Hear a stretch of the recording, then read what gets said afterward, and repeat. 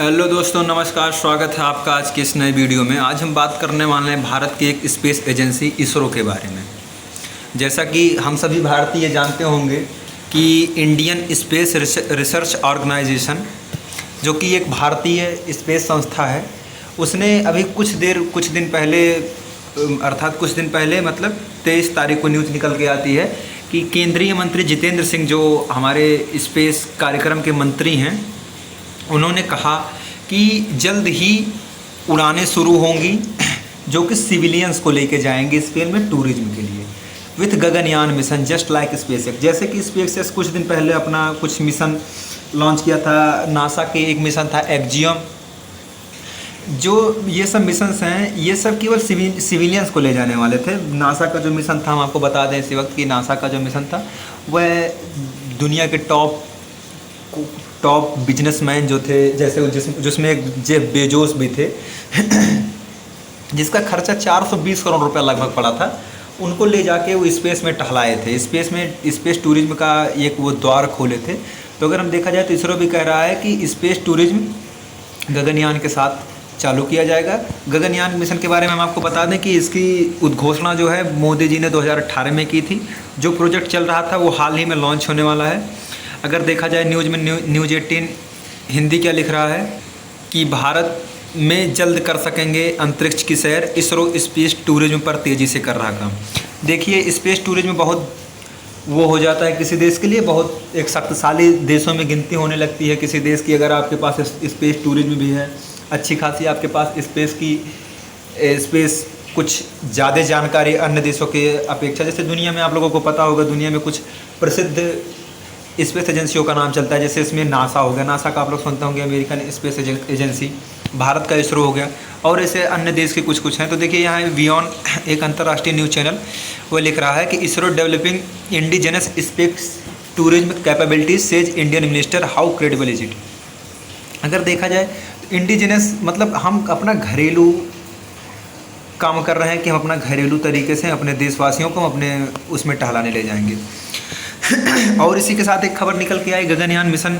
आपको मैंने 2 खबरें अभी तक बता दी। एक, भारत के द्वारा इसमें स्पेस टूरिज्म को बढ़ावा दिया जा रहा है।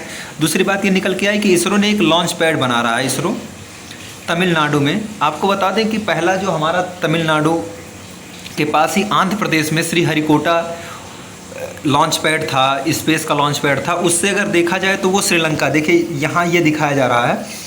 इस अगर तस्वीर में आप देखेंगे तो देखिए चेन्नई के पास श्रीहरिकोटा वो था, वो श्रीलंका को घुमाते हुए लेके जाया जा रहा है। आप समझिए, अगर ये श्रीलंका है ये, तो यहाँ लॉन्च पैड है, तो यहाँ से ऐसे घुमाते हुए किसी मिसाइल को लॉन्च किया जाता था।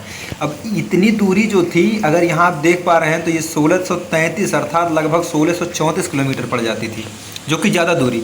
और अब आपको बता दें कि तमिलनाडु में जो बन रहा है वो तमिलनाडु में यहाँ लगभग स्थिर होगा। आपको मैं दिखा दूँ मैप में, आप देखिएगा यहाँ स्थित होगा, जिससे ये सीधा लॉन्च हो पाएगा।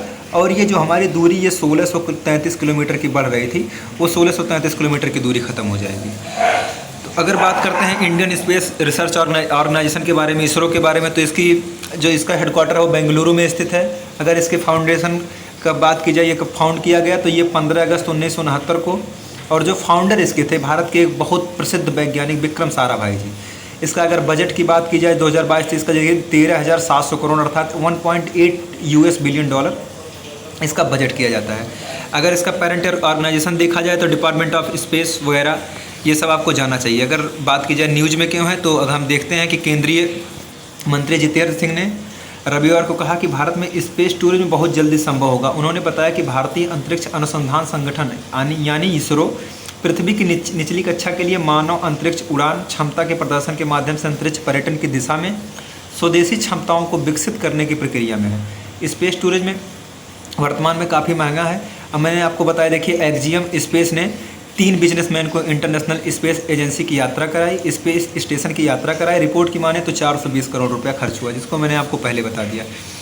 अगर इसको ये तुलना इसीलिए की जा रही है क्योंकि अगर इस क्षेत्र में देखा जाए तो एक्जियम स्पेस ने सबसे पहले कह सकते हैं बाजी मार ली है स्पेस के बारे में, कि मतलब हम स्पेस में ले जाएंगे, टूरिज्म कराएंगे। तो इसीलिए भारत अगर ले जाता है, भारत की इसरो ले जाती है तो यह दूसरी होगी।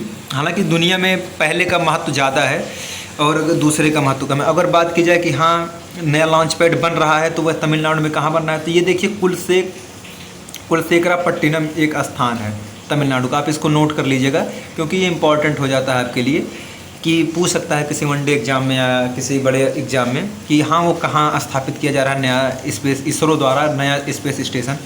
तो वह कुलशेखरपट्टिनम, जिसे आपको जाननी चाहिए। अब बात करते हैं श्रीहरिकोटा की। तो श्रीहरिकोटा के बाद ये भारत का दूसरा इंडिजिनस लॉन्च पैड होगा। आशा करता हूँ हाँ आपको ये भी बताते चलूँ कि इसमें अगर बात की जाए ज़मीन की कि कितना ज़मीन लगेगा, कितना ज़मीन एक्वायर कर दिया गया, तो देखिए ज़मीन की बात की जाए तो 2350 एकड़ ज़मीन जो कि इस लॉन्च पैड के लिए एक्वायर करनी है, जिसमें से 83% ज़मीन लगभग 1950 एकड़ की ज़मीन भारत सरकार ने एक्वायर कर लिया है। और बात की जाए इस पर जल्द ही कंस्ट्रक्शन हो रहा है। और फिर आप लोग एक बार ध्यान दीजिएगा कुलशेखरपट्टिनम, देखिए ये नाम बहुत बेढंगा सा लग रहा है लेकिन आपको जानना ज़रूरी हो जाता है। इसलिए जानना ज़रूरी हो जाता है कि किसी देश में बहुत कम ही स्पेस स्टेशन होते हैं। ऐसे दुनिया के 193 देशों में लगभग 150 देश ऐसे हैं जिनके पास एक मतलब बहुत मुश्किल से वो एक बना पाए हैं कि एक से हम मतलब कैसे भी अपने स्पेस में अपने उपग्रहों को छोड़ पाएँ। तो भारत के लिए ये दूसरा, भारत के सुनहरे भविष्य के लिए एक बहुत बढ़िया मौका देखा जाए। तो जो इसरो के चेयरमैन हैं उन्होंने बताया कि भारत आने वाले के 100 सालों में दुनिया को लीड कर सकता है इस मामले में। बहुत बहुत शुभकामनाएं अगर भारत ऐसा करता है। मेरा देश भाई, जाहिर सी बात कोई भी देश अगर हम उस देश के वासी हों तो अपने देश के ऊपर प्राउड होता ही है कि मेरा देश आगे जा रहा है। बहुत बहुत